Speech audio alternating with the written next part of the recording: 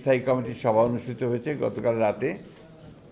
এই সভায় কয়েকটি অত্যন্ত গুরুত্বপূর্ণ বিষয়ে আমরা আলোচনা করেছি। সাইবার সুরক্ষা অধ্যাদেশ যেটা আপনার খসড়া করা হয়েছে, এই খসড়াটা নিয়ে আমরা আলোচনা করেছি এবং বিস্তারিত আলোচনা হয়েছে। এটা সম্পর্কে আরও বিস্তারিত তথ্য নিয়ে আগামী দু একদিনের মধ্যেই আমাদের একটা প্রেস কনফারেন্স আমরা আলাদাভাবে এটা অনুষ্ঠান করব।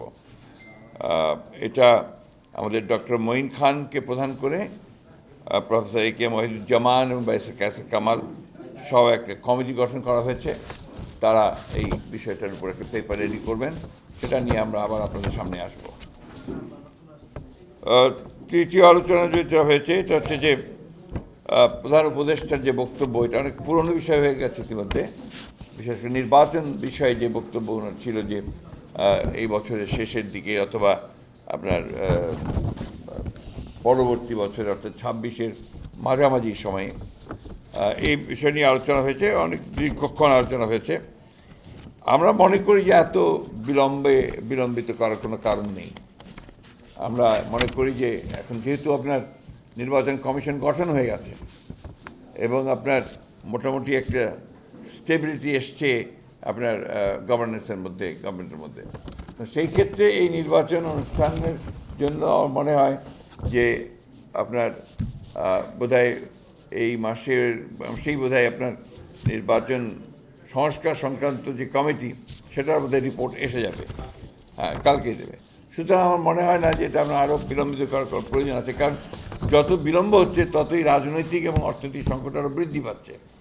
কারণ আমরা বারবার করে বলছি যে আসলে নির্বাচিত সরকারের কোনো বিকল্প নেই, এটা গণতন্ত্রে এটাই হচ্ছে সবচেয়ে ইম্পর্টেন্ট বিষয়। তো সেই ক্ষেত্রে আমরা মনে করি যে এই বছরই মাঝামাঝি সময় অর্থাৎ আপনার জুলাই আগস্ট এর মধ্যেই নির্বাচন সম্ভব। এবং আমরা এই কারণেই আমরা সরকারকে আহ্বান জানাচ্ছি, নির্বাচন কমিশনকে আহ্বান জানাচ্ছি এবং রাজনৈতিক দলগুলির প্রতি আহ্বান জানাচ্ছি যে দেশের বৃহত্তর স্বার্থে এই বছরের মাঝামাঝি সময় নির্বাচন অনুষ্ঠানের জন্য আমরা ব্যবস্থা নিতে পারি। এরপরে আপনার আমাদের এক অত্যন্ত গুরুত্বপূর্ণ বিষয়ে আলোচনা হয়েছে, সেটি হচ্ছে যে দ্রব্যমূল্যের ক্রমাগত যে ঊর্ধ্বগতি, এই ঊর্ধ্বগতিতে আমরা গভীর উদ্বেগ প্রকাশ করা হয়েছে।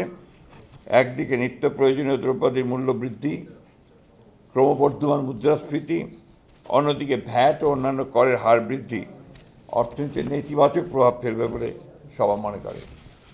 এ বিষয়ে একটা বিস্তারিত তথ্য সম্বলিত সংবাদ সম্মেলন অনুষ্ঠানের সিদ্ধান্ত গৃহীত হয়েছে।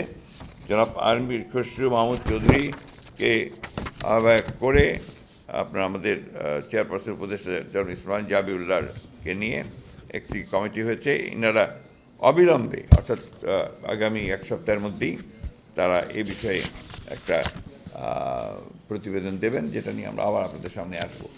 এখানে আমরা মনে করি যে শুধু সমালোচনা করলেই তো হবে না, আমরা এটার সম্পর্কে আমাদের ভাবনাটা কি, আমরা কিভাবে আপনার এই মূল্য বৃদ্ধিটাকে দেখছি বা আপনার কর বৃদ্ধিটাকে দেখছি, সেটাকে আপনার ইতিবাচক দিকটা কি হতে পারে, তা আমাদের প্রস্তাব কি থাকতে পারে এই সমস্যাটা সমাধানের, সেই প্রস্তাব নিয়েও আমরা আসব।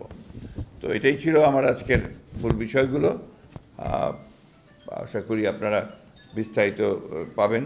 এই সময়টা আপনাদেরও একটা ভূমিকা আমরা আশা করি, সেই ভূমিকা হচ্ছে ইতিবাচক ভূমিকা, যে অর্থাৎ শুধু সমালোচনার জন্য সমালোচনা নয়, আপনার এই জিনিসটা আমাদের সবসময় এখন সময়টা আপনার খুবই সেন্সিটিভ সময়, খুবই গুরুত্বপূর্ণ সময়। আমরা জাতি এখন একটা আপনার অত্যন্ত ক্রান্তিকালে অবস্থান করছি। এখন এর থেকে এই গণতন্ত্রের উত্তরণের যে পথটা, এই পথটাকে আমরা কোনো মতেই যেন আপনার এটাকে খুব বেশি বাধাগ্রস্ত না করি, সেই আহ্বানটা আমাদের সকলের প্রতি থাকছে।